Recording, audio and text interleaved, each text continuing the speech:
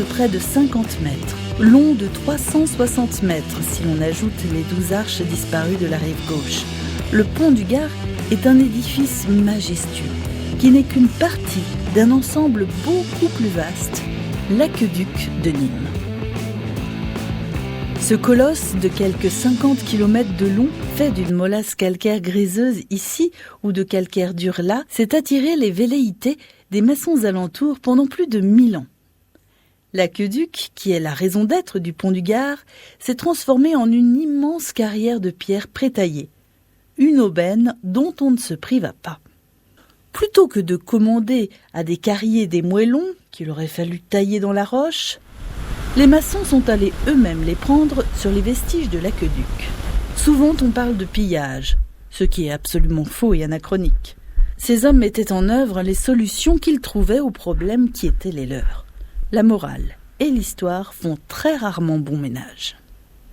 S'il était impossible de localiser ces pierres honnêtement récupérées dans les villages alentours, cela est plus aisé pour le dépôt calcaire qui s'est déposé tout au long de la canalisation et, en appui de l'aqueduc, à l'aplomb des fuites en formant des concrétions. Ces dépôts, dont le volume total avoisine les 50 000 mètres cubes, occupent, pour celui intérieur à la canalisation, tout l'aqueduc à partir de Bornègre jusqu'au Castellum.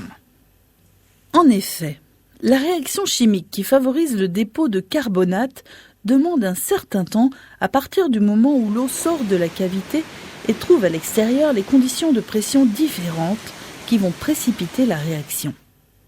Cet étonnant dépôt est un précieux marqueur de l'activité de l'aqueduc. C'est en analysant des coupes de ce dépôt calcaire que les chercheurs ont pu émettre des hypothèses sur le fonctionnement de l'aqueduc. Ils ont pu, par exemple, déterminer 2 périodes de fonctionnement différentes. Une première phase, durant laquelle l'aqueduc transportait une eau limpide, jusqu'au IIIe siècle, et une autre période qui a vu la canalisation transporter une eau boueuse. Ils en déduisirent que les racines des arbres avaient très largement perforé le sommet de la canalisation lorsqu'elle était enterrée, ce qu'elle est sur plus de 70% de son extension. Extrêmement facile à prélever, disposant d'une face lisse, celle située contre la paroi, ce dépôt calcaire a fait le bonheur des carriers des alentours qui s'évitèrent de pénibles extractions dans les carrières. Facilement identifiable, on en retrouve des moellons un peu partout dans les villages alentours, dans les murs des églises et des chapelles. À Vers-Pont-du-Gard, au XVIIIe siècle, on exploitait encore l'aqueduc.